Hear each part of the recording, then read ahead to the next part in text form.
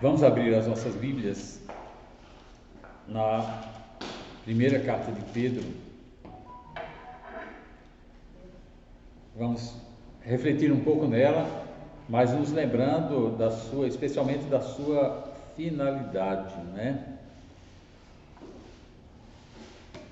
O texto começa dizendo assim: Pedro, apóstolo de Jesus Cristo, aos eleitos que são forasteiros da dispersão no Ponto, Galácia, Capadócia, Ásia e Bitínia, eleitos segundo a presciência de Deus Pai, em santificação do Espírito, para a obediência e a aspersão do sangue de Jesus Cristo, graça e paz vos sejam multiplicados. Bendito Deus e nosso Pai, do nosso Senhor Jesus Cristo, que, segundo a sua muita misericórdia, nos regenerou para uma viva esperança, mediante a ressurreição de Jesus Cristo dentre os mortos, para uma herança incorruptível, sem mácula, imarcessível, reservada nos céus para vós outros, que sois guardados pelo poder de Deus, mediante a fé, para a salvação preparada para revelar-se no último dia. Nisso exultais, embora no presente, por breve tempo, se necessário, sejais contristados por várias provações, para que, uma vez confirmado o valor da vossa fé, muito mais preciosa do que o ouro perecível, mesmo apurado por fogo, redunde em louvor, glória e honra na revelação de Jesus Cristo, a quem, não havendo visto, amais, no qual, não vendo agora, mas crendo, exultais com alegria indizível e cheia de glória, obtendo o fim da vossa fé, a salvação da vossa alma. Foi a respeito desta salvação que os profetas indagaram e inquiriram, os quais profetizaram acerca da graça a vós outros destinada.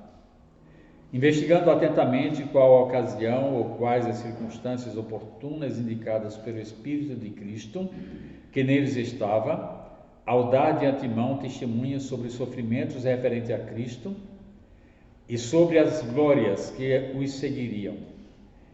A eles foi revelado que, não para si mesmos, mas para vós outros, ministravam as coisas que agora vos foram anunciadas por aqueles que, pelo Espírito Santo enviado do céu, vos pregaram o Evangelho, coisas essas que os anjos anelam prescrutar.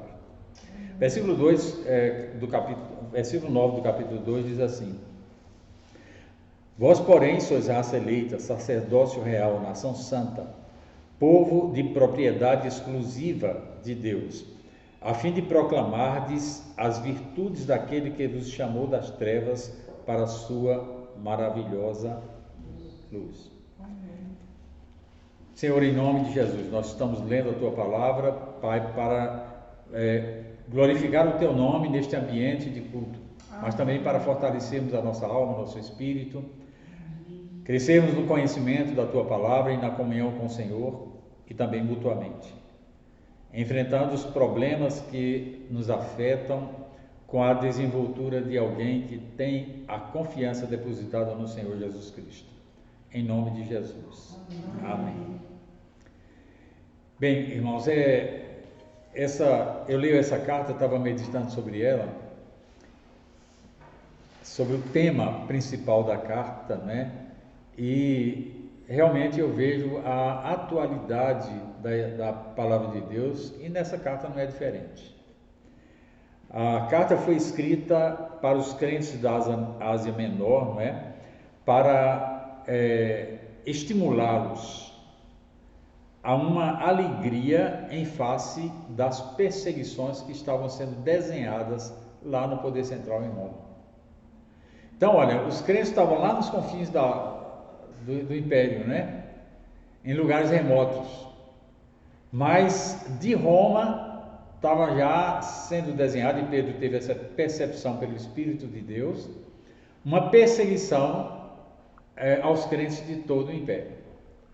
E essa perseguição e os sofrimentos decorrentes dela chegariam certamente até os rincões do Império, até essas províncias mencionadas aí, da Ásia, e citadas aqui, Capadócia, Galácia e Bitínia. Então, irmãos, muita gente pensa que o cristianismo passaria por alguma fase de tranquilidade, de aplauso da sociedade, de aceitação, assim, do ponto de vista das relações sociais, mas não é assim. O cristão é país de outro mundo. O cristão pertence a outro reino. Nós vivemos aqui e recebemos uma credencial espiritual de embaixadores de Cristo. Nós vivemos aqui com uma finalidade. Deus nos escolheu, como o próprio texto fala, quando faz uma referência à raça eleita. Deus é que nos elegeu. E o que Ele faz, ninguém destrói, ninguém impede. A gente está vendo hoje no mundo essa conturbação toda afetando todas as pessoas que com diferentes graus ficam apreensivos, amedrontados, preocupados, fechados em suas casas, deixando que ao seu redor desmoronem as coisas pela pandemia existente hoje no mundo, afetando a economia, afetando a educação, afetando a saúde, os sistemas de saúde, e um grupo, ele tira proveito disso, são os políticos maus. Eles usam as pandemias, ou a pandemia que está atualmente assolando o mundo, e especialmente no Brasil, como uma oportunidade de tirar vantagem, revelando-se como pessoas ímpias que não estão preocupadas realmente com o povo, estão preocupados somente com domínio e poder. Mas isso não é a ideia deles, não. Isso é a ideia do diabo. Quem está orquestrando as forças espirituais atuantes nos domínios espirituais, para que as coisas no mundo sejam realmente favoráveis aos planos satânicos. Mas só que tudo pode acontecer, mas os planos de Deus não falharão. Amém. Nós sabemos que estamos sob a cobertura e a proteção de Deus, com a missão de Deus aqui na terra. Aquele que não pode sair da sua porta, ore. A oração, ela tem muito mais poder de ação, de interferência, do que todas as mídias modernas aí da tecnologia de comunicação. Nós podemos orar daqui pelo Japão, pela China, por uma pessoa que está lá na Indonésia. E Deus é aquele que está ouvindo essa oração, segundo a sua vontade, e trazendo a bênção solicitada, rogada por aqueles que oram. Então, irmãos, o cristão não é inútil, o cristão não é covarde, o cristão é um soldado de Cristo, revestido de armaduras espirituais, como está lá em Efésios, revestivos de toda a armadura de Deus. A armadura foi colocada à disposição, com recursos poderosos e um apoio logístico que ninguém combate, ninguém consegue combater, que é de Deus. Então, irmãos, eu estou falando isso para ânimo dos irmãos, porque temos tido notícia não somente em relação a alguns do nosso meio, mas há muitos outros de outros lugares que estão ficando fracos, desanimados, perdendo aquele ânimo, aquela impetuosidade que tinham em outros tempos. Mas Deus quer chamar a atenção de você que me ouve pela mídia e você que está aqui comigo ouvindo, que a palavra de Deus hoje é para o seu ânimo. Amém. Para resgatar o seu ânimo, não é enfiando a cabeça na areia como um avestruz e achando que não tem nada acontecendo ao seu redor. Existe pandemia, existe guerra espiritual intensa, existe tentativa de destruição de tudo aquilo que Deus tem planejado para o mundo. O diabo, que é o chefe mor das forças espirituais malignas, ele veio com a finalidade, um tripé de finalidade: matar, roubar e destruir. E entre as coisas que ele quer destruir, gostaria de destruir, mas não consegue, é a fé do crente. Ele quer calar, deixar de haver, que não haja mais a voz da Escritura Sagrada retumbando aí no mundo. A gente já ouve rumores de pessoas que querem tirar de circulação a Escritura Sagrada, a Bíblia. Pessoas que querem, fecham igrejas, não é? Mas deixam acontecer bailes funks com multidões de jovens ao lado. Pode isso, sem máscara, com tudo que é ruim, bebida, droga, mas a igreja não pode. A igreja não pode. Que coisa pode se ver de ruim numa reunião como essa? Ou numa reunião em que outros estão ligados, embora não presentes no corpo, né, mas em espírito, estão aqui acompanhando. A igreja, ela produz um serviço para a sociedade, não que ela tenha simplesmente finalidade social, mas ela presta um serviço para a sociedade que o governo não pode prescindir dele. A gente vê que na carta de Pedro, não é? Ele incentiva a que nós sejamos fortalecidos, disponíveis, nos alimentando com a palavra, não é? Quando ele diz que devemos desejar ardentemente, como criança recém-nascida, o genuíno leite espiritual, para que por ele vos seja dado o crescimento para a salvação. O processo da vida, da dinâmica da igreja não pode parar. Esse leite espiritual, isso está relacionado com o alimento espiritual, que é a palavra de Deus. E tudo que decorre dela. Uma criança, ela precisa não somente de alimento para crescer e se fortalecer, mas ela precisa também de estar no ambiente de socialização. Ela precisa aprender coisas, ela precisa começar a enxergar o mundo, de acordo com os recursos que a ela foram acrescentados pelos anos, pelo tempo. E ela vai crescendo e vai tomando um formato, não é? No ambiente social, que todos esperam que seja de uma pessoa digna, fortalecida, sábia, honesta e tudo mais. O crente, ele precisa da palavra, mas também ele precisa de um ambiente relacional. O culto coletivo não foi à toa que foi instituído pelo próprio Deus na sua palavra, através da sua palavra. A adoração, o louvor que se faz na congregação dos santos, que a Bíblia tanto fala. Isso é coisa maravilhosa. Participar de um culto sempre enche a nossa alma de alegria e nos fortalece. Amém. A gente tem participado de algumas e a gente tem constatado isso. Quando termina aquele período propriamente que a gente chama de culto, a nossa alma está como se fosse renovada por algo novo que nos invade. Então, nós somos crentes e devemos ser fortes, ter consciência do poder que existe em nós, que é do Espírito de Deus, da pessoa de Jesus Cristo. Temos que ter essa consciência, porque a nossa confiança aumenta sabendo que as nossas defesas não estão abertas. Sofremos porque estamos em guerra. Quando uma pessoa se converte, ela já se alistou no exército, ela não se alistou num lugar onde vai ficar todo mundo aí num sítio de tranquilidade, não. Com a conversão, o seu nome já foi arrolado no exército.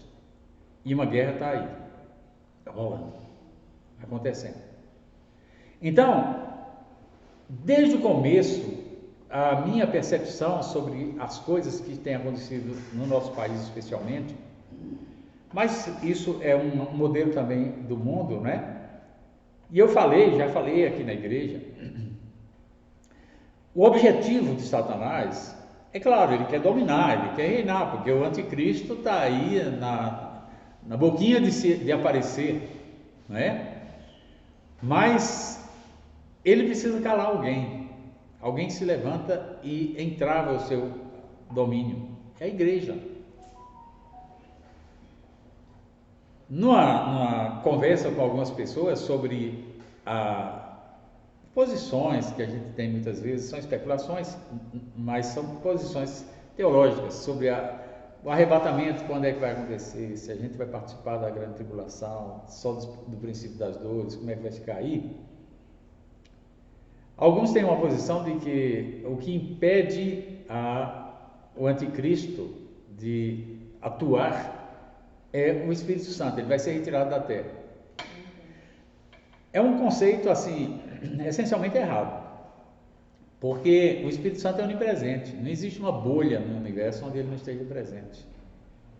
Então ele nunca vai ser tirado, ele pode ser inibido, deixar de atuar, deixar de influenciar, mas tirado ele não será.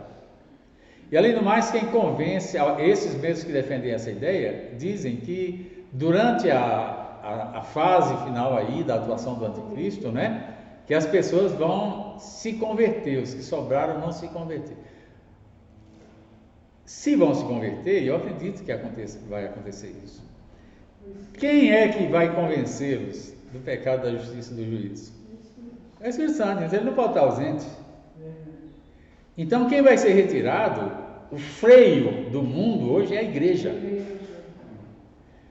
Então o que o diabo está querendo pegar pelas beiradas, porque ele não pode ser direto, ele sabe disso, ele é estrategista, ele quer pegar a igreja comendo pelas beiradas. É uma pizza que ele está comendo pelas pontas, a pizza vai diminuindo de tamanho. E essa é a intenção dele. O objetivo de tudo é calar, matar, inibir, expulsar, dispersar a igreja do Senhor Jesus Cristo. E ele não tentou isso só uma vez, não. Aqui na carta de Pedro, entre outros exemplos bíblicos, nós temos um exemplo de uma perseguição contra a igreja sendo desenhada em Roma. E aí, o que é que o apóstolo faz, né? Ele começa a dar algumas instruções para que as pessoas possam enfrentar as situações vigentes. E qual é a instrução? Primeiro ele está falando, olha bem o eixo da intenção do apóstolo. Ele está escrevendo para aquelas pessoas para dizer que vai haver sofrimento, vai haver perseguição, vai haver confusão. Mas vamos ficar firmes, vocês foram eleitos, vocês foram escolhidos. Aí, como é que ele instrui as pessoas para quando chegar essa tempestade? Se você vai sair e você olha o céu e vê que vem uma tempestade, o que você faz? Você pega um guarda-chuva ou uma capa, né? Você põe uma galocha, se for o caso, uma bota lá, e sai para fazer as suas coisas, sabendo que uma tempestade vai cair e que você está preparado para passar no meio dela, né? Tudo que a gente faz, a gente planeja já os recursos necessários para não termos problemas no percurso. Assim foi que Pedro quis instruir os crentes da Galácia. Ele coloca primeiro uma recomendação sobre a santidade de vida. Ele diz: por isso, cingindo o vosso entendimento, sede sóbrios e esperai inteiramente na graça que vos está revelada, sendo trazida na revelação de Jesus Cristo. Então ele fala da santidade de vida. Nós temos um desenho aí de uma coisa que não está, do ponto de vista prático, é aflitiva para a igreja. E um ingrediente da agenda de preparo do crente é a santificação. Então vamos buscar a santificação. Amém. Você é incompetente para isso? Eu também? Vamos pedir a Deus. Amém. Deus diz: santificai-vos, sede santos. Mas por outro lado, quem santifica é Ele. Então é um encontro de dois interesses. A santificação não ocorre porque Deus quer só por decisão dele, soberana. Ocorre porque ele quer e ele quer que nós desejemos. Então é um encontro de dois interesses. O nosso interesse foi plantado por Deus. Ele quer que nós desejemos a santificação. Mas ele sabe também que a vida de santificação é um ingrediente fortalecedor da alma e do espírito do crente. Crente que não se santifica, leviano, não vou usar outra palavra aqui não, mas esse é fraco. Ele vem a perseguição, ele tende a sair correndo, desesperado, e até dizer, não, como Pedro falou lá, né? Não, eu não estava nem conhecendo esse camarada. É isso que acontece com aquele que não se santifica. Depois ele diz que o amor deve ser cultivado. Aqui nós já estamos pensando no ambiente social da vida da igreja. Nós temos que procurar ânimo e fortalecimento do amor de Cristo em nossos corações. Isso se expressa como? No apoio a quem está necessitado ao nosso redor. Depois ele fala que nós somos casa espiritual, né, edificados para Cristo. E a Escritura diz: eis que ponho em Sião uma pedra angular, eleita e preciosa, e que nela crê não será de modo algum envergonhado diante das coisas que acontecem. E aí ele faz algumas recomendações também, outras. Não aconteceu ainda a perseguição, ele só está preparando o ambiente, arando o terreno ali no coração dos crentes. Ele diz que as autoridades devem ser objetos das nossas orações e respeitadas. Há um teólogo conhecido, ele falava que você aceita o que vem das autoridades, que ainda que seja para inglês ver, eles fazem as coisas certas para que o povo seja atendido em alguns ingredientes, alguns itens. Mas aquilo que conflitar com a Bíblia, Calvino falava, fico com a Bíblia. Se a autoridade te der uma direção que conflita com aquilo que a Escritura diz, então você empaca e fala, isso aí eu não faço. E assuma as consequências. Então, a vida e os deveres do crente para com as autoridades é outro ingrediente do preparo, para a gente não ficar também introjetando insatisfações, confusões e amarguras, e daqui a pouco a gente é que vai ser destruído. Terceira coisa, para aqueles que têm funcionários, empregados, cuidem bem dos seus empregados. Amém. Porque o tempo é difícil. Eles têm uma cabeça, você tem outra. Mas trate-os dignamente. E outro lugar onde a perseguição vai minar é a família. O Pedro então dá conselhos sobre a vida exemplar dentro do casamento, isso é dentro da família. Porque nós temos visto como famílias têm sido destruídas pelas dificuldades que estão aí acontecendo. O presidente, de vez em quando, ele fala uma expressão que não é dele, né? Mas diz assim, onde falta pão, como é que é? Todo mundo, ninguém tem razão, né? Esqueci a expressão, queria citá-la, mas esqueci. Todo mundo briga, mas ninguém tem razão, né? E chegou um moço lá em casa, faz umas 2 semanas, e aí eu sempre converso com as pessoas que chegam lá, que querem um conselho ou alguma coisa, ou tem alguma necessidade. Aí ele disse que, eu falei, como é que é? Você mora onde? Às vezes aparece também malandros, né? E como é que é? Você tem família, você trabalha, você perdeu o emprego, o que aconteceu na sua vida aí? Antes de orar por ele, sempre oro. Ele falou, depois que aconteceu essa pandemia, a confusão entrou lá em casa e nós, cada um fomos para o lado. Isso não aconteceu só com ele, não, isso aconteceu com muitos. Tem gente aí totalmente em parafuso por causa das dificuldades que assolaram os seus lares. Então, a gente tem que aprender pela fraternidade do amor, né?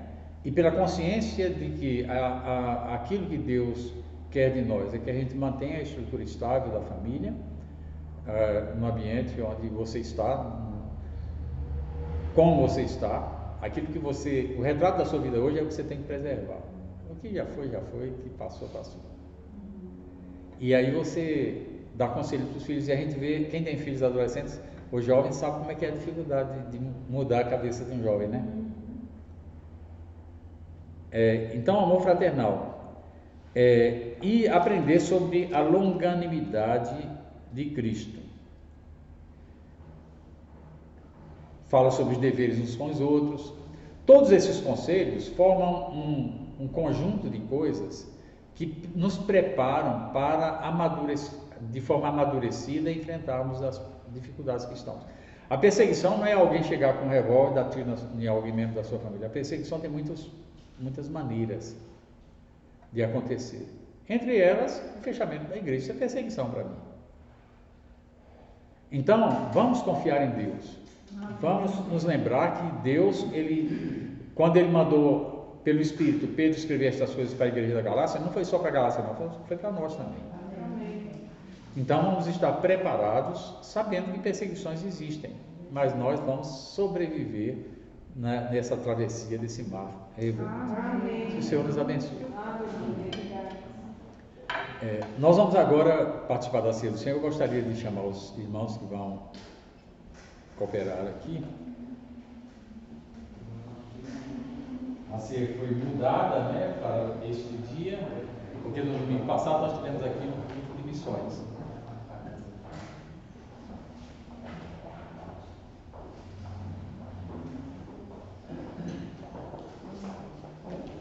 O texto que lemos sempre é 1 Coríntios, capítulo 11, versículo 23, que diz: porque eu recebi do Senhor que também vos entreguei. Eu quero dizer que quando você está participando da ceia, Deus está abençoando a sua vida. Amém. Há a valorização dessa participação, isso honra o nome de Deus. Amém. E do Senhor. Na noite em que foi traído, o Senhor tomou o pão e, tendo dado graças, o partiu e disse: isto é o meu corpo que é dado por vós. Fazer isto em memória de mim. Por semelhante modo, depois de haver ceado, tomou também o cálice, dizendo: este cálice é a nova aliança no meu sangue. Fazer isto todas as vezes que o beberdes em memória de mim. Porque todas as vezes que comerdes do pão e beberdes do cálice, anunciais a morte do Senhor até que Ele venha. Então, nós, na verdade, estamos honrando, glorificando o nome do Senhor e fazendo uma declaração mútua. Para quê? Para estímulo e fortalecimento da igreja. Porque quem está no ambiente da ceia é crente. Claro, se tiver alguma pessoa incrédula no meio de uma congregação, ela ouve a mensagem e o Espírito de Deus faz daquela mensagem uma mensagem de salvação para ela. Mas, essencialmente, é uma mensagem para a mutualidade da vida da igreja. Quando eu participo da ceia, eu gostaria de chamar os irmãos para pegarem os elementos. Eu estou dizendo para vocês aqui, olha, o Senhor vai voltar. Amém, amém. Pode dizer. Vamos cantar? Amém. Vamos declarar, né, que nós estamos na presença do nosso Senhor Jesus.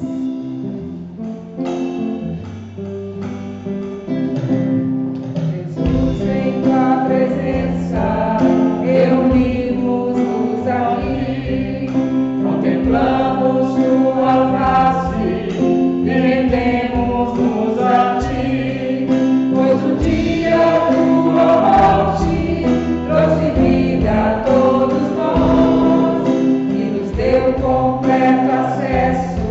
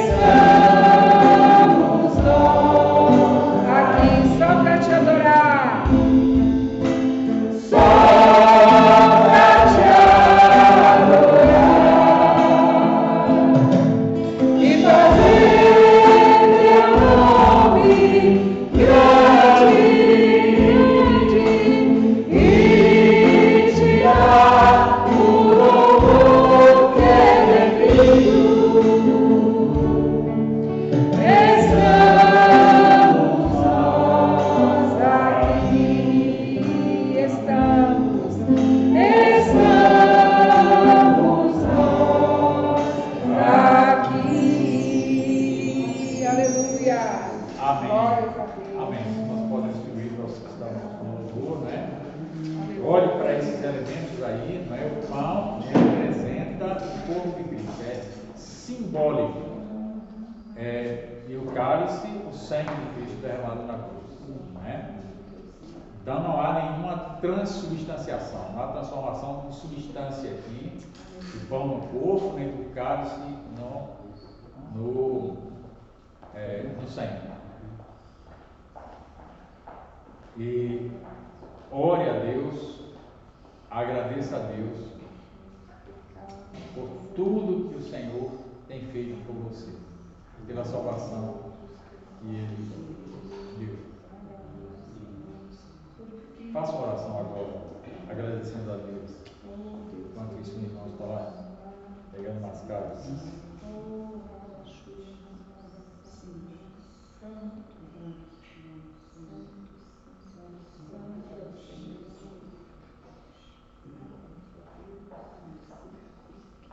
A ceia, ela é para ser praticada por crentes. Amém. Vamos? Então.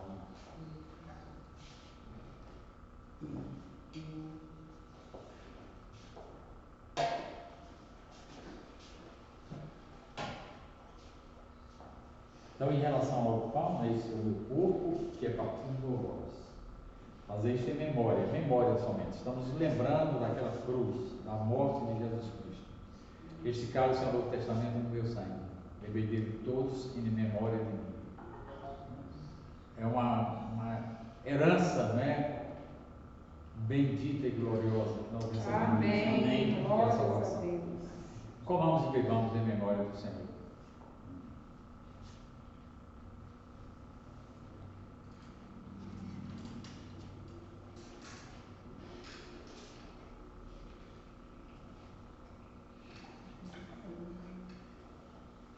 Quero aproveitar aqui que a Martinha está aqui. A Martinha, você ora agradecendo a Deus pela ceia. Amém. Querido Deus, soberano, maravilhoso, exaltado, graças te damos, Senhor. O Senhor é bom, o tempo todo. Amém. Pedimos, Senhor, perdão pelos nossos pecados. Amém, Deus. Nossa falha, Privilégio. te agradecemos imensamente, porque aqui nós estamos confirmando a nossa fé. Amém. Amém. Glória a Deus. Cremos que pelo sangue de Jesus derramado na cruz, nós somos salvos. Amém. Escolhidos desde Sim, a Pai. fundação do mundo.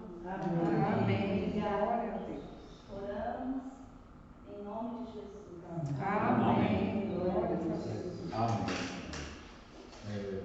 Os irmãos podem recolher os cálices, né?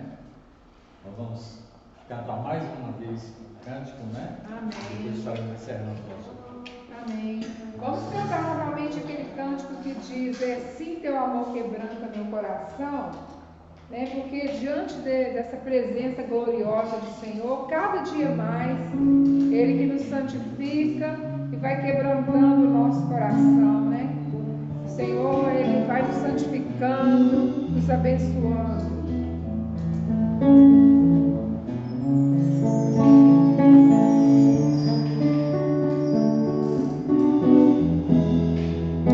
Sim, teu amor quebranta meu coração, faz em pedaços, toma e o torna novo em ti, Senhor. Nos rendemos, me rendo aos teus pés, para louvar-te, para adorar-te. Sim, teu amor quebranta meu coração. Enquanto